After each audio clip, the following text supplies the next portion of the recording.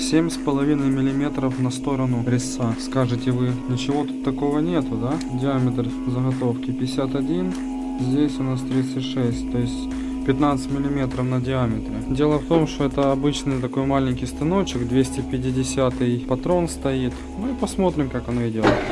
Водички, конечно же, куда тут без воды. А стружка, смотрите какая вообще, вот. Стружка просто кайф.